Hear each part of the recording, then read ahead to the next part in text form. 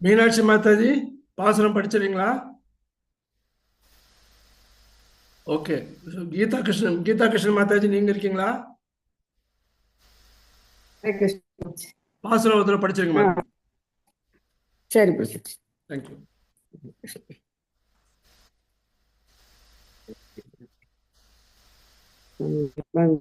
ஹரே கிருஷ்ண.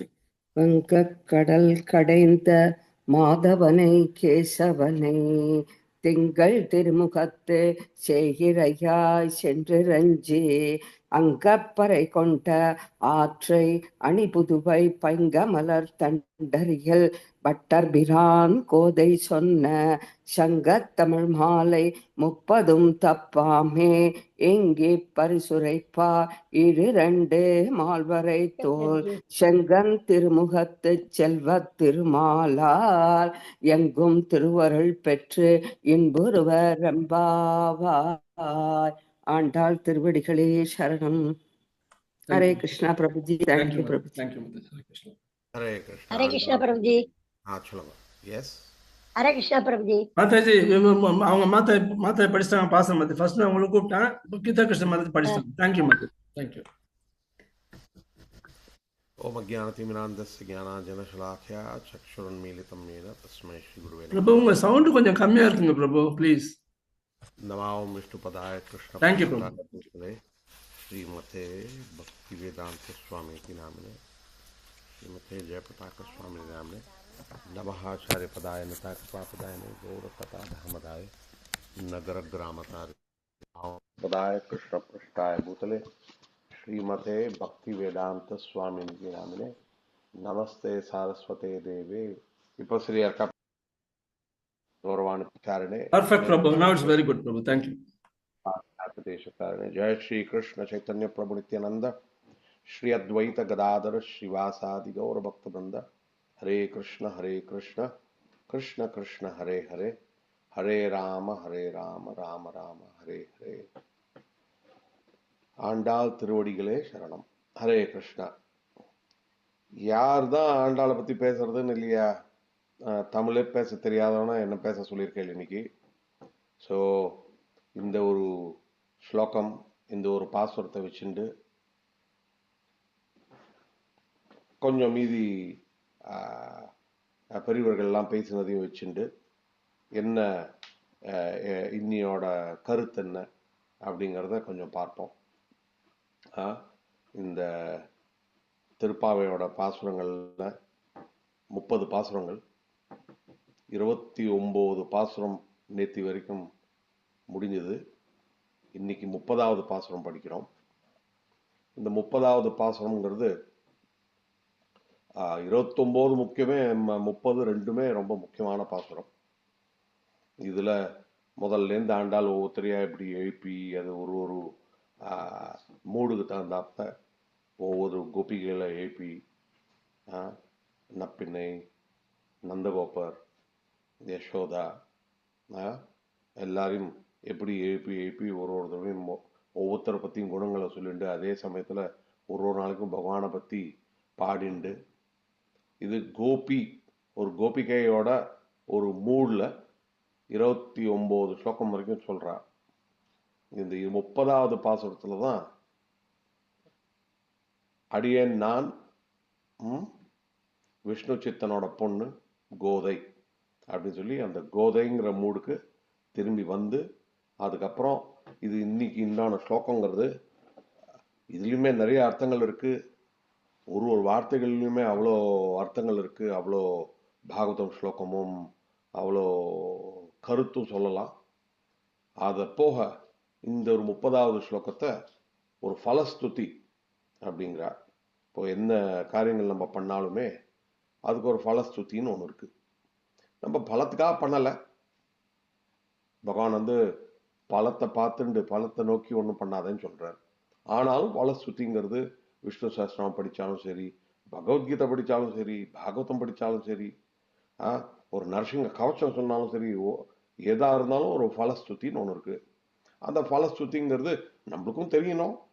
இது மாதிரி ஒரு ஸ்லோகத்தை தப்பாம படிச்சோம்னா நம்மளுக்கு என்ன ஒரு பெனிஃபிட் வரும்னு, அதே மாதிரி மீதி பேருக்கும் ஒரு ஆர்வத்தை கொடுத்து இத பகவான் வந்து என்ன சொல்றாரு, காமஹ சர்வ காமோவா மோக்ஷ காம உதாரதிஹி தீவிரேன பக்தி யோகேன யஜேத புருஷம் பரம்.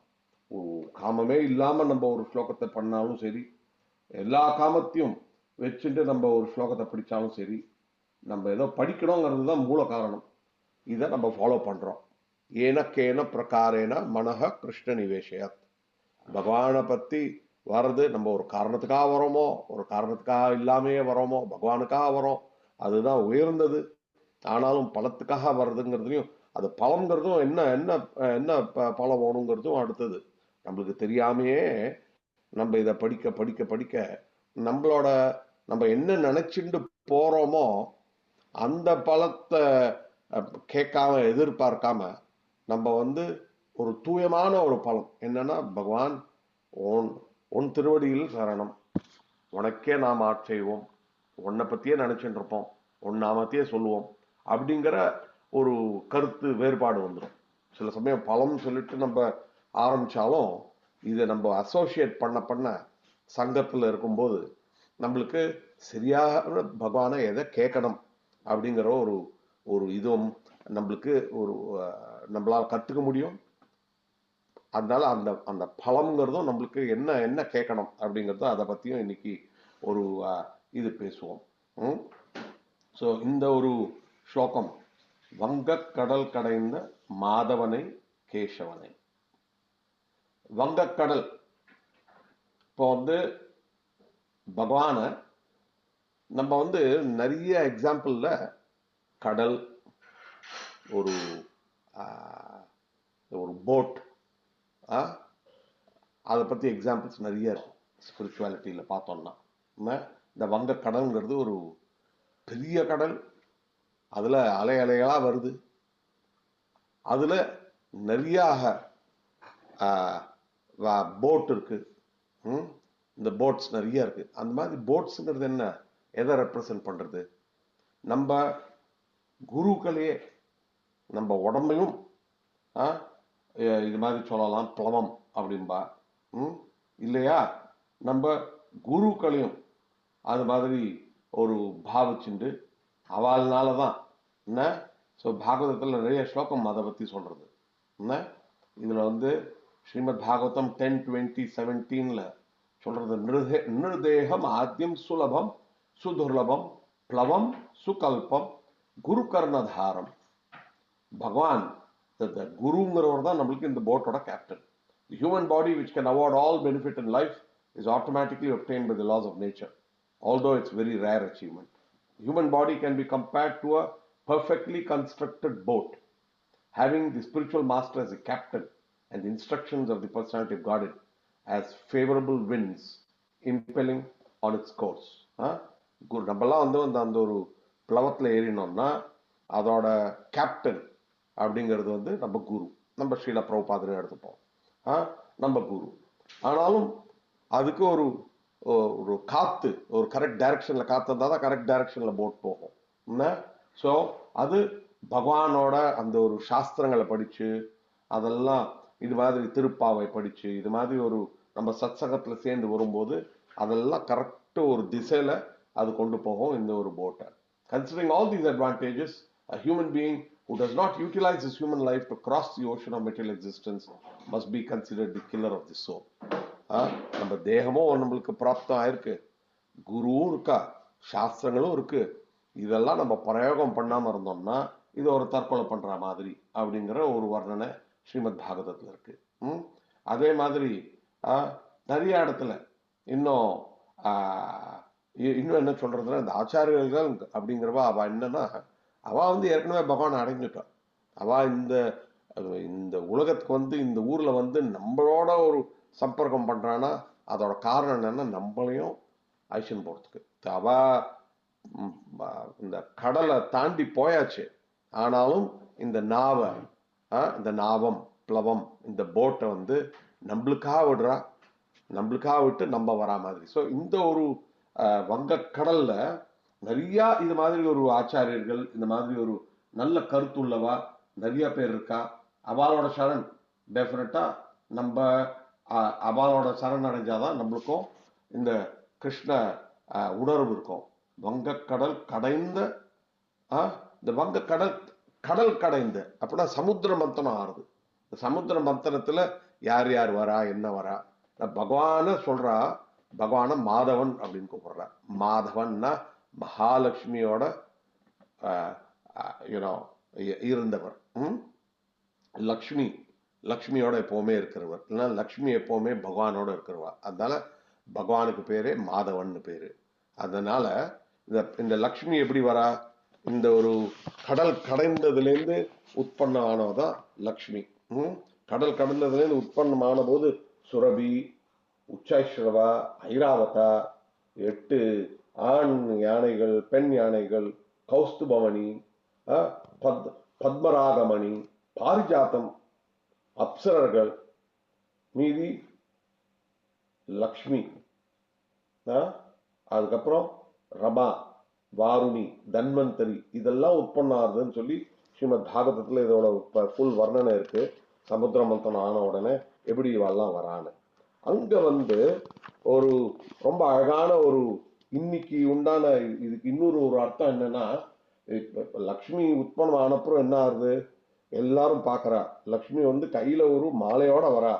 மாலையோட யார் என்னோட கணவன் அப்படின்னு தேடுறா. அது தேடும் போது இவரா இருக்குமோ, இந்த குணங்கள் சார்ந்தவரா இருக்குமோ அப்படிங்கிற மாதிரி ஒரு பாவனையில ஒவ்வொருத்தரையா பார்க்கிறா. அவருக்கு அது யோஜனை பண்றாளாம். அங்க எக்ஸாம்பிள்ல பாகவதத்துல சொல்றது, துர்வாசர் இருக்கார், பிரகஸ்பதி இருக்கார், பிரம்மா இருக்கார், இந்திரா இருக்கா, சுக்கராச்சாரியா இருக்கா, தக்ஷா இருக்கா, ஷம்ப நிஷம்ப 4 குமாரர்கள், பலி, சிவனா இருக்குமோ முக்குந்தாவா இருக்குமோ அப்படிங்கறத பார்த்துட்டு எல்லாரோட குணங்களையும் ஒரு ஆழ்ந்து பார்த்துட்டு கடைசியில யோசனை பண்றா, முக்குந்தனை தான் நான் ஏற்றுக்கொள்ள போறேன் அப்படின்னு சொல்லி பகவான் மேலே மாலையை சாத்துறான்.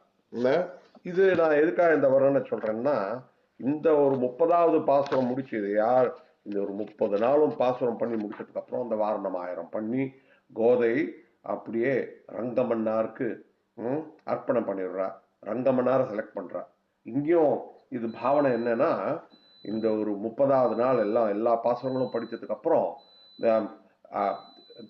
ஸ்ரீவல்லிபுத்தூர் இது பிருந்தாவன மாதிரி அந்த இடத்துல இருந்தா பாவனை பண்ணி பண்றா இல்லையா. அந்த ஸ்ரீவல்லிபுத்தூரே அவ்வளவு உயர்ந்தது. அந்த ஸ்ரீவல்லிபுத்தூர்ல என்ன சொல்றான்னா, 106 திவ்ய தேசங்கள்ல இருந்து உண்டான பெருமார்கள் எல்லாரும் அங்க வந்துடுறாளாம். கோதையை என்ன செலக்ட் பண்ணுவாளான்னு. அப்போ ஒரு பெருமாளையா பார்த்து பத்ரிகா, பார்த்த சாரதி, ஒரு பெருமாளைய பார்த்து இவரா இருக்குமோ, இவரை கல்யாணம் பண்ணிக்கணுமோ. ஆனா இவருக்கு இது இல்லை, இவர் ரொம்ப தூரக்க இருக்கார். பார்த்த சாரதி அவர் மீசை வச்சுருக்காரு, வெள்ளை மீசையா வேற வச்சுருக்காரு. இவர் வேண்டாம். எப்படி லக்ஷ்மி இவரை கல்யாணம் பண்ணிக்கலாமா, இவருக்கு மாலையை சாத்தலாமா அப்படிங்கறது யோசனை பண்ற மாதிரி இங்கேயும் கோதை அந்த ஸ்ரீவல்லிபுத்தூர்ல அந்த 108 திவ்ய தேசங்கள்ல இருந்து வர சுவாமிகள் எல்லாம் பார்த்துட்டு அப்புறம் பார்த்து ரங்கநாத சுவாமி, ஸ்ரீரங்கத்திலேருந்து வர ரங்கநாத சுவாமி ரங்கமன்னார்னு சொல்றாரு. அந்த ரங்கமன்னாருக்கு ஃபைனலா மாலையை சாத்துறா. அதனால இந்த ஒரு 30 பாசுரமும் பண்ணி படிச்சு முடிச்சதுக்கு அப்புறம் எல்லாருமே ஒரு அழகானபடி இந்த ஒரு ஒரு ஆண்டாள் கல்யாணமே பண்ணி வைப்பா. அதை வச்சுதான் எல்லாம் பூர்ணமாகும் இந்த ஒரு இது. ஸோ இதே மாதிரி லக்ஷ்மி சமுத்திர மந்தத்துல இருந்து வந்ததுக்கு அப்புறம் லக்ஷ்மி எப்படி யாரை கல்யாணம் பண்ணிக்கிறது அப்படிங்கிறத பாக்குறா இல்லையா. அது மாதிரி இங்கேயும் கோதா அதே மாதிரி ஒரு ஆன்டிசிபேட் பண்ற அந்த கதை இந்த பாசுரத்துல டைரக்டா இல்லாம இருந்தாலும் நான் சொல்றேன். இந்த மாதவன் இப்ப மாதவனை யாரு லக்ஷ்மியோட கான்செர்ட்டோ, கேசவனுங்கிறதுக்கு நிறைய அர்த்தங்கள் இருக்காங்க. கேசவன்கிறது பிரம்மா சிவன் யார் ஒருவன் அவனோட தேகத்திலேயே இருக்காரோ, பிரம்மா சிவன் 2 பேரும் அப்படின்னு அழக பத்தியும் சொல்றா, பிரம்மா விஷ்ணு சிவனை பத்தியும் பேசுறாங்க. என்ன அதுக்கப்புறம் இங்க என்ன சொல்றாங்கிறது, திங்கள் திருமுகத்து செய் சென்று இறைஞ்சி. ஸோ இங்க இந்த இடத்துல சொல்லும்போது என்ன சொல்றான்னா, பகவான் அவரோட ஒரு முகமே அவ்வளவு அழகா இருக்கும். முகத்தை எதோட கம்பேர் பண்றான்னா, ரெண்டு இதோட கம்பேர் பண்றாங்களாம்.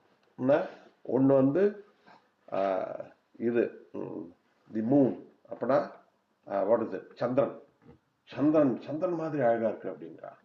இன்னொரு இடத்துல என்ன சொல்றான்னா ஒரு கமலம் மாதிரி கம்பேர் பண்றாங்களாம்.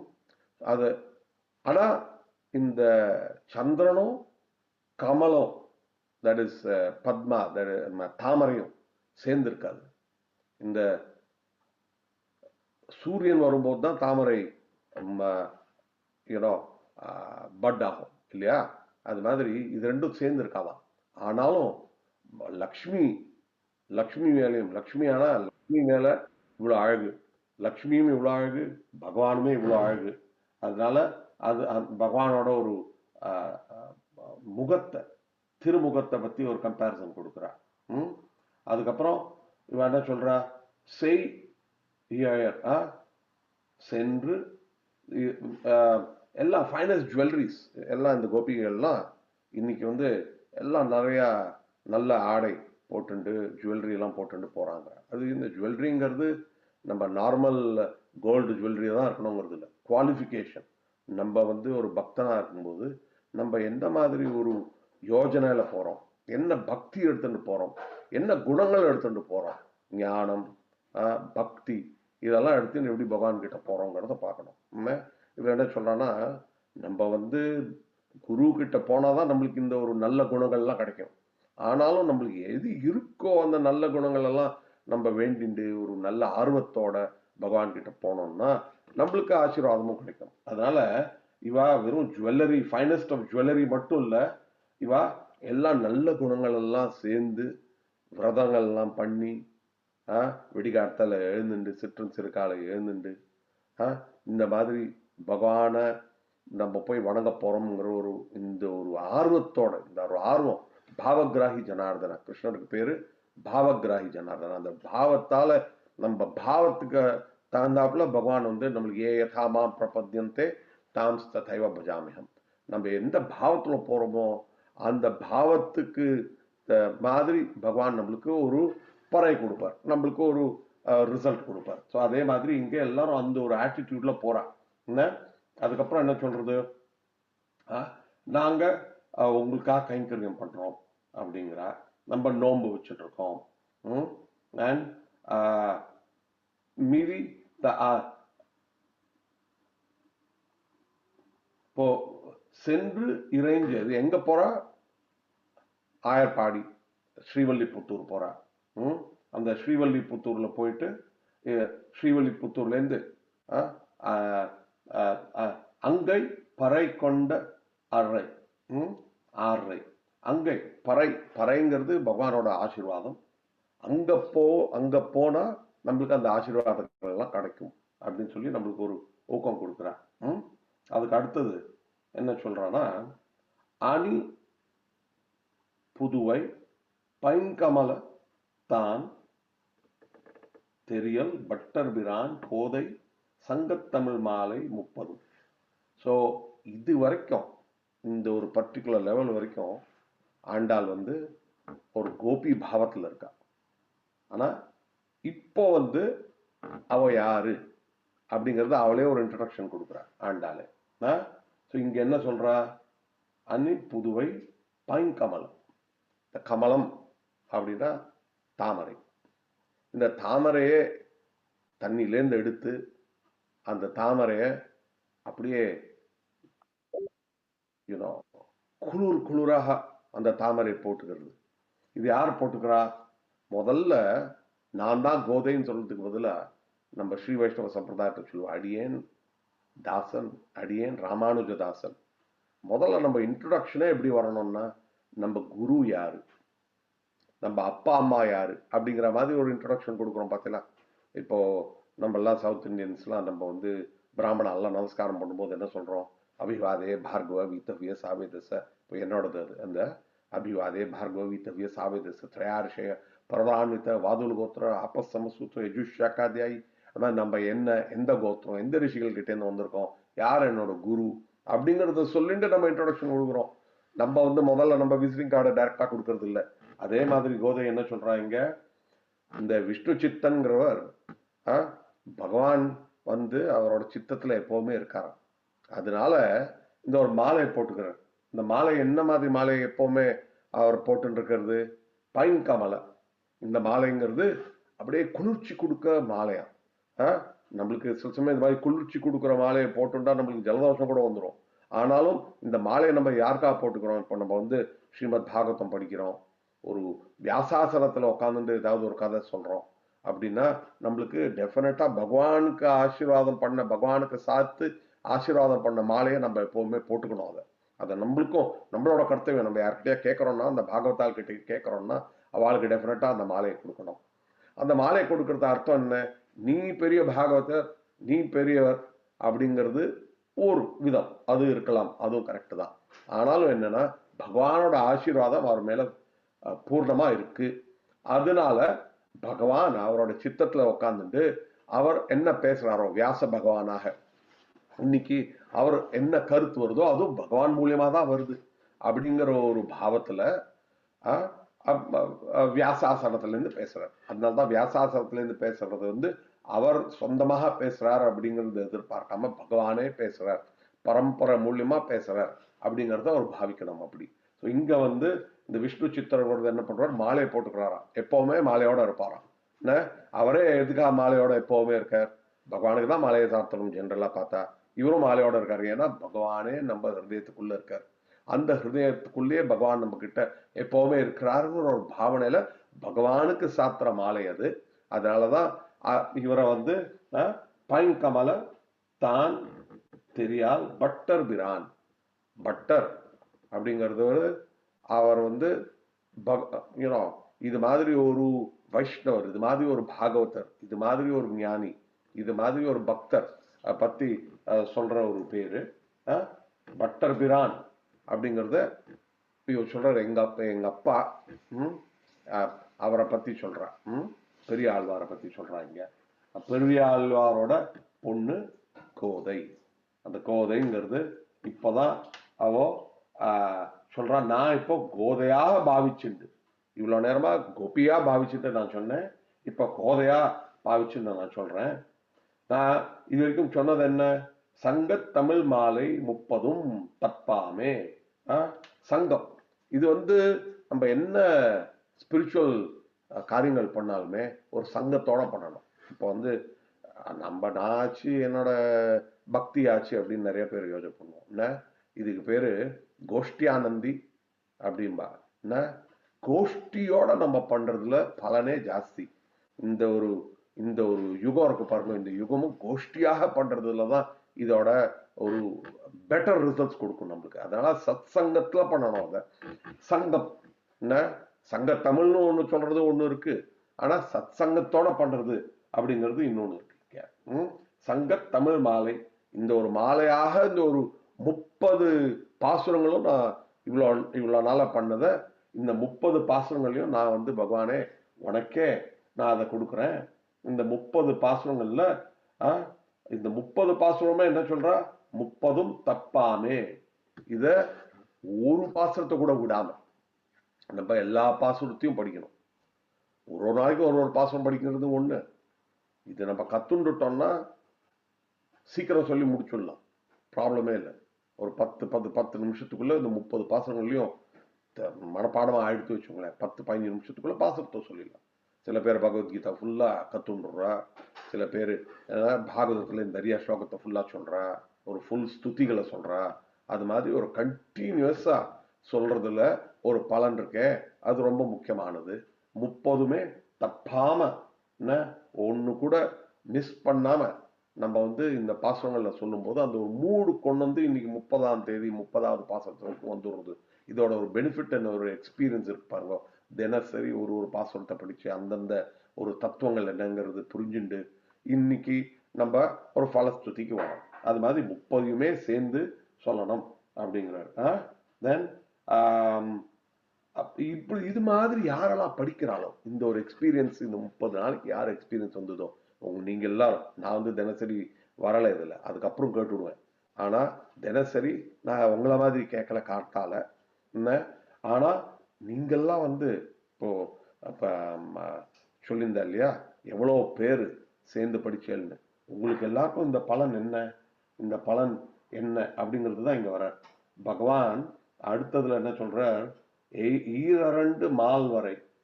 பகவான் ஏற்கனவே ரொம்ப ஒரு மார்பு, ஒரு பெரியதானது. ஆனா அந்த சைஸ் போறாதுன்னு சொல்லி இரண்டு, அந்த இரண்டுங்கிறது 4ன்னு சொல்லலாம். ஏன்னா பகவான் 2 கை மட்டும் இல்ல, 4 கை, 2 ஷோல்டர் இல்ல, 4 ஷோல்டர், அவ்வளவு பெருசு, அவ்வளவு விஸ்தாரமானவர் அப்படிங்கறது யோசனை பண்ணலாம். ஆனா சில பேர் என்ன சொல்லுவா, இந்த இரண்டுன்னா 2 மல்டிபிள்ஸ் ஆஃப் 2 அப்படிங்கும்போது இட் கோஸ் மல்டிஃபோல்ட். நம்ம எல்லா பக்தர்களும் பகவான் வந்து அவ்வளோ ஆசையாக நம்ம என்ன பண்றோங்கிறத பார்க்கும்போது பகவானுக்கு ஒரு பிரீத்தி வந்துடும் தான். பகவானுக்கு பிரீத்தி வரும்போது பகவான் நம்ம எல்லாருமே இந்த கோபிகள் அப்படிங்கிற மாதிரி, எப்படி பகவான் வந்து 5 லட்சம் கோபிங்கிற ஆள்ல நம்ம வந்து 16,108 பகவானோட மனைவிகள். கோபிகள்னு பார்த்தா லட்சக்கணக்கான கோபிகள். எப்படி பகவான் ராசக்கிரீடை ஆடும்போது தனியாக இல்லாம ஒவ்வொரு கோபிக்கும் நான் அவளோட இருக்கேன்னு சொல்லிட்டு அவ்வளோ ஒரு ரூபம் எடுத்து பகவான் விஸ்தாரம் ஆறார். அது மாதிரி பகவானுக்கு இங்க என்ன யோசனைன்னா, நீங்க எல்லாம் இவ்வளவு பண்ணிருக்கீங்களே, உங்க எல்லாரையுமே என்ன ஆலிங்கனம் பண்ணிக்கணும், நீங்க எல்லாருமே கோபி மாதிரி அப்படிங்கும் போது பகவான் விஸ்தாரம் ஆறாராம். இரண்டு மால் வரை தோல் செங்கம் திருமுகத்து செல்வார். அது மாதிரி வரும்போது என்ன ஆறுதான், பகவானுக்கு ஒரு ஆனந்தம் இருக்கான்.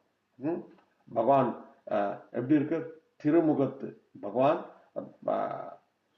அந்த பகவானோட ஒரு கண்ணு அவ்வளோ அழகா, ஒரு செவந்த கண்ணு. அந்த செவந்த கண்ணோட நம்மளோட பாக்குறாங்க. அவ்வளோ ஆசையோட கிருப்பையோட நம்மளை பார்த்து நம்மளை ஆலிங்கனம் பண்றோங்கிற மாதிரி ஒரு பகவானுக்கு ஒரு பாவனை வருதான். அதே பாவனையில நம்மளும் வரணும். அதனாலதான் நம்ம இது மாதிரி ஒரு சத்சங்கத்தெல்லாம் வரும்போது பகவானை பார்க்க போறோம், பகவான் சாநித்தியத்துல இருக்க போறோம், பகவானோட பக்தர்களோட சாநித்தியத்துல இருக்க போறோங்கிற ஒரு பாவனையில நம்ம வரணும்.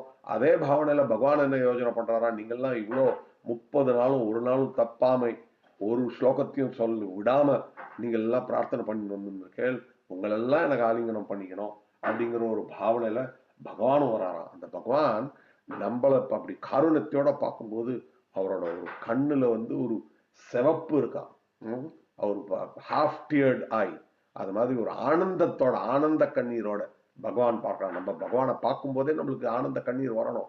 பகவானால எந்த பாவனையில நம்மளை பார்க்கிறார் அப்படிங்கிறோட வர்ணனை இதுல இருக்கு.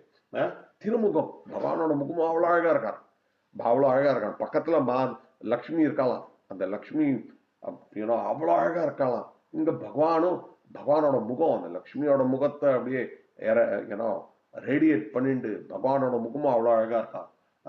அந்த முகத்தை செல்வ திருமால் கண்ணன் எல்லா கைகளையும் வச்சு அவரும் இங்க வந்தாராம். இங்க என்ன சொல்றார், இன்னைக்கு நம்ம எல்லாம் ஜீவர்கள் தான், நம்ம எல்லாம் வந்து பக்தர்கள், நம்மளுக்கு எல்லாருக்கும் பகவான் எப்படி ஒரு பெற்றோர் இன்பாவார், நம்மளுக்கு ஒரு ஆனந்தம். இந்த ஒரு ஆனந்தம்ங்கிறது என்ன மாதிரி ஆனந்தமா, இது வந்து அன்எண்டிங், இன்ஃபைனைட். நம்ம என்ன ஆசையை வச்சுட்டு வரோமோ அந்த ஆசைய பூர்த்தி பண்றது பகவானோட கர்த்தவியம் அப்படிங்கிறது. முன்னாடியே ஒரு ஸ்லோகத்தை சொன்னேன், அகாமஹ சர்வ காமோவா மோக்ஷ காம உதாரிகி. எந்த ஆசையா இருந்தாலும் அந்த ஆசையெல்லாம் பூர்த்தி பண்ணுவார். மற்றோர் காமங்கள் எல்லா காமங்களையும், அந்த மீதி காமங்கள் எல்லாம் மாத்தி ஒரே காமனாதான் நம்மளுக்கு இருக்கணும். என்னன்னா, பகவானே உனக்கு சேவை எப்படி பண்ணுவேன், உன்னை பத்தி உன்னோட குணங்களை எப்படி நான் சொல்லுவேன், உன்னோட பக்தர்களோட எப்படி நான் இருப்பேன் அப்படிங்கிற இந்த காமங்கள் எல்லாம் நம்மளுக்கு பூர்த்தி ஆகும். ஸோ பகவான் இந்த இந்த இந்த பாசம் 30வது பாசம் பலஸ்துதி, இந்த 30 நாளும் நம்ம பண்ணினோம்னா பகவான் வந்து இந்த பகவானோட முகத்தை பார்க்க முடியும். பகவான் யாரு, மாதவன் கேசவனை, அவரை பார்த்து அவரோட ஆசீர்வாதத்தால நம்ம வந்து ஸ்ரீவல்லிபுத்தூர பாவனை பண்ணிட்டு பிருந்தாவனத்தை பாவனை பண்ணி மனமோரா பிருந்தாவன் அப்படிங்கிற சைத்தன்ய மகாபிரபு என் மனசுலயே பிருந்தாவன் இருக்கார். இப்போ ஷீலா பிரபுபாதுங்கிறவர் பிருந்தாவன்ல தான் இருந்தார், சன்னியாசம் பிருந்தாவன் எடுத்தார். ஸ்ரீமத் பாகவதம் எழுதினது பிருந்தாவன். ஆனா ஒரு கர்த்தவியத்தை அவர் குரு சொன்னார் நீ போய் பிரச்சாரம் பண்ணணும் அப்படிங்கிறதுனால அங்கேருந்து இந்த ஒரு வேண்டாத ஊர் அமெரிக்காவில் போயிட்டு ஒரு பிரச்சாரம் பண்ணணும்ன்ற ஒரு பாவனையில பூரா உலகத்துக்கு ஃபுல்லா இந்த கிருஷ்ண பாவனத்தை கொடுக்கணும் அப்படிங்கிறதுனால பிருந்தாவனத்தை விட்டுட்டு அவர் வெளியூருக்கு போனாராம். ஆனா என்னன்னா இது மாதிரி பக்தர்கள் எல்லாம் எங்க போனாலுமே அவளோட ஹிருதயத்திலேயே பிருந்தாவனம் இருக்காங்க. சைத்திய மகாபிரபு சொன்ன மாதிரி மனமோரா பிருந்தாவன், சில பிரபுபாத் பிருந்தாவனத்துக்கு விட்டுட்டு மீதி பேரெல்லாம் வந்து பிருந்தாவனம் பிரத்யஜ்வா ஏக பதம் நகச்சதி, ஒரு பதம் பிருந்தாவனத்தை விட்டு வைக்க மாட்டாலும் யார் பிருந்தாவனம் போனாலும். ஆனா சில பிரபுபாத் பிருந்தாவனத்தை விட்டுட்டு அமெரிக்கா போனார். அது ஏன்? அவரோட மனசுலயே பிருந்தாவனம் இருக்கு. அது மாதிரி நம்ம வந்து இந்த ஸ்ரீவல்லிபுத்தூர் தான் ஆண்டாள் ஸ்ரீவல்லிபுத்தூர்ல இருந்து பாக்குறான். ஆனா ஒரு பிருந்தாவனோட பாவனை எப்பவுமே இருந்தது. அந்த ஒரு பாவனையில எப்படி அவன் எல்லா ஸ்லோகங்களையும் சொல்லி எப்படி நம்மளை மட்டும் இல்ல மீதி பேர் எல்லாரையும் உற்சாகப்படுத்தி எப்படி ராதையை பத்தி சொல்லிட்டு எல்லார்கிட்டையும் எழுந்துக்கோ இன்னைக்கு போலாவா எது எது அப்படின்னு சொல்லிட்டு ஒவ்வொருத்தையும் உற்சாகம் பண்ணி இன்றைய தினம் வந்து ஆண்டாள் வந்து நான் விஷ்ணு சித்தரோட பொண்ணு கோதா, நான் உனக்கு சரண்டர் ஆறேன். நம்ம இந்த ஒரு பாவனையில இந்த 30 பாசத்தையும் படிச்சுன்னு வந்தா நம்மளுக்கு என்ன பலன் கிடைக்கும்? நம்மளுக்கு ஒரு நாளைக்குமே பலன் கிடைக்கிறது. அது நம்மளுக்கு நம்மளுக்கு தெரியும். ஒரு க்ஷணம் கூட பகவானை பத்தி யோஜனை பண்ணி நம்ம ஸ்பெண்ட் பண்ணோம்னா அதுக்குண்டான பலனுக்கு ஒரு ஒரு ஒரு சீமையே கிடையாது. ஆனா பகவான் என்ன சொல்றாருன்னா இந்த பலன் நம்மளுக்கு தெரியறதோ தெரியலையோ இதோட பலன் நம்மளுக்கு உண்டு. இந்த சத்சங்கத்துல வர்றதுங்கிறதே ஒரு பெரிய பலன். அது நம்மளுக்கு புரியும், சில சமயம் புரியாது. ஆனாலும் இந்த 30 நாளும் தப்பாம யார் இந்த பாசங்களை படிச்சு யார் இந்த சத்சங்கத்துல இருக்காளோ அவளுக்கு இந்த ஒரு பறை பகவான் கொடுக்குற ஒரு ஆசீர்வாதம் இருக்கு. அதுக்கு வந்து ஒரு ஈடே கிடையாது. அதோட திரு அருள் பகவான் சொல்றாரு, திரு அருள் அந்த ஒரு காரண்யம் கொடுக்குறாரு பாருங்க நம்மளுக்கு பக்தர்களுக்கு. என்ன ஆளாலும் சகித்துக்கிற ஒரு கெப்பாசிட்டி கொடுக்குறாரு. நம்ம பக்தர்கள் அப்படிங்கிறதுனால நம்மளுக்கு ஒன்றும் தப்பானது ஒன்றும் நடக்காது அப்படிங்கிறது இல்லை, நம்மளுக்கு உடம்பு வராது அப்படிங்கிறது இல்லை, நம்மளுக்கு கஷ்டங்கள் வராது அப்படிங்கிறது இல்லை. எல்லா கஷ்டமும் வந்துதான் இருக்கும், உடம்பு கஷ்டமும் வரும். இந்த பிறந்தாச்சுன்னா நம்ம வயசானது உடம்புக்கு நோய் எல்லாம் வந்துட்டு தான் இருக்கும். கஷ்டங்கள் நம்மளை சுத்தி எல்லா இடத்துலையும் இருக்கும். ஆனா நம்ம எந்த மாதிரி ஒரு பாவனையில அந்த கஷ்டத்தை பார்க்கிறோம் அப்படிங்கிறதுல நம்மளுக்கு ஒரு மாற்றல் வந்து பக்தன் ஆனோம்னா எந்த கஷ்டமா இருந்தாலும் நம்ம பகவத் பக்தி இன்னும் நிறைய தான் போறோம். பகவானே ஏதோப்பா நீ ஆசீர்வாதம் கொடுக்குற, நீ என்ன கொடுக்குறியோ நான் என் கெப்பாசிட்டியில எவ்வளோ அதை சகித்துக்க முடியுமோ அதுக்கு தகுந்தாப்புல டாலரேட் பண்றேன். நீ அதுக்கு என்னோட இந்த ஒரு சகன்சீலத்தை இந்த சகித்துக்கிற ஒரு ஒரு கெப்பாசிட்டிக்கு மேல நீ கொடுக்க மாட்டேங்கிறது எனக்கு தெரியும். நான் உனக்கு சரண்டர் ஆறேன். சர்வ தர்மான் பரித்தியஜ்ய மாமேகம் சரணம் ரஜ அகம் துவாம் சர்வ பாபேபியோ மோக்ஷயிஷ்யாமி. நான் உன் சரணாகதியில வரேன். இந்த மாதிரி ஒரு பாவனையில பக்தர்கள் எந்த கஷ்டமா இருந்தாலும் ஹே பகவானே உனக்கு தெரியும் எது சரின்னு, நான் என்னவா இருந்தாலும் உன்னோட பக்தர். இந்த லாஸ்ட் ஸ்லோகம் என்ன சிக்ஷாஷ்டகத்திலும் சொல்றோமே, what is that? Quickly, I am not getting the first word. ஆශ්ලිෂ්‍යවාපාදරතම් பினஸ்துமாம் ஆதர்ஷனாம் மர்மஹதாம் கரோத்வா யதா ததா வா விததாது லம்பட்டோ மத் பிராணநாதஹ ச ஏவ நாபரஹ. நீ எனக்கு கஷ்டத்தை கொடுத்தாலும் சரி, உன்னோட ஆலிங்கனத்துல என்ன அப்படியே ரொம்ப ரொம்ப டீப்பான ஆலிங்கனம் பண்ணாலும் சரி, எனக்கு அதர்ஷனாம் எனக்கு தர்ஷனமே கொடுக்காம இருந்தாலும் சரி, ஏ பகவானே நீ தான் என்னோட பறை, நீ தான் என்னோட எல்லாமே அப்படிங்கிற ஒரு பாவனையில பக்தர்கள் பண்ற ஒரு பாவனை. ஆண்டாள் வந்து நம்மளுக்கு இத ஃபுல்லா ஒரு ஸ்லோகத்திலையும் எடுத்து சொல்றான். நம்ம எந்த பாவனையில பகவானை வணங்கணும், அதை எந்த சமயத்துல வணங்கணும், எப்படி வணங்கணும், அதெல்லாம் பண்ணா அதோட பலன் என்ன அப்படிங்கிறது இன்றைய பாசுரத்துல சொல்றா.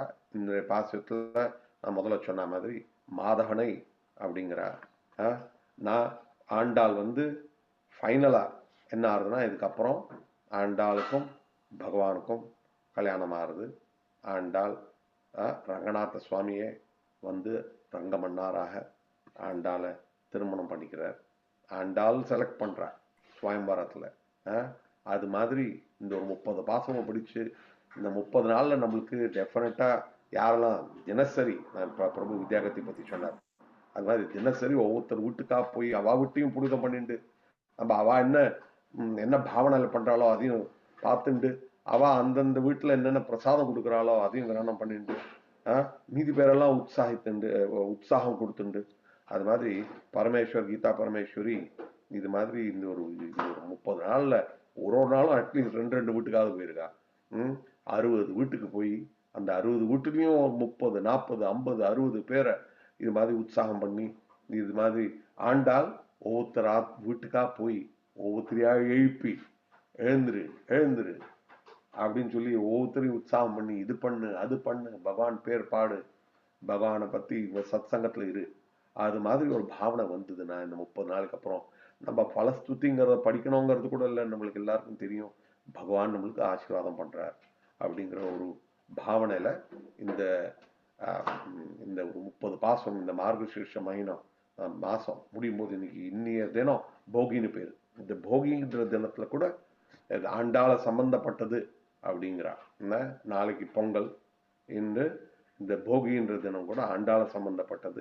ஏன்னா இந்த தினத்துல ஆண்டாள் அவளையே அர்ப்பணிச்சுட்டா. இந்த 30 நாளுமே அர்ப்பணம் பண்ணா எப்பவுமே அர்ப்பணையா தான் இருந்தா, இன்னைக்கு ஆனா ஃபுல்லாவே பகவானுக்கு அர்ப்பணை பண்ணிட்டா, பகவானும் ஃபுல்லாவே ஏற்றுக்கொண்டாள் கோதையை அப்படிங்கிற. இவ்வளவு நாளா கோபி பாவனையில இருந்தா இன்னைக்கு கோதை அவளோட உயர்ந்த பாவனையிலேயே வந்துட்டா. கோதைங்கிற பாவனையே அவ்வளவு உயர்ந்த பாவனை, அந்த பாவனையிலேயே வந்துட்டா அப்படிங்கிற மாதிரி வர்ணனை பண்றார் ஆச்சாரியர்கள். இதுல மீதி வேற யாராவது ஏதாவது நான் மிஸ் பண்ணேன்? பிரபு, இந்த பாசனத்துக்கு பொருளை படிக்க சொல்லாங்களா பிரபு? சொல்லு. Yeah, please. I'll just share it. Sudha Mataji படிக்கிறீங்களா? ஹரே கிருஷ்ணா. யார் ready? Nikunja Mataji, whoever is ready.